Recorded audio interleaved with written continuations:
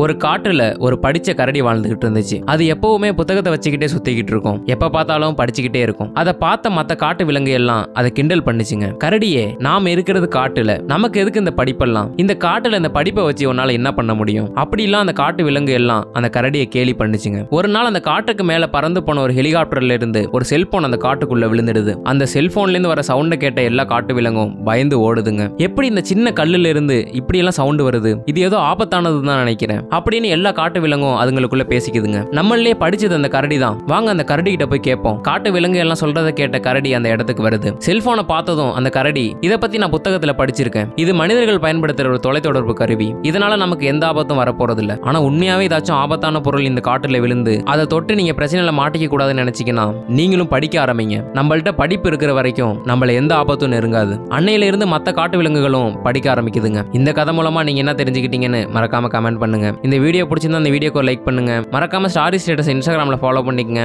யூடியூப்ல சப்ஸ்கிரைப் பண்ணிக்கங்க.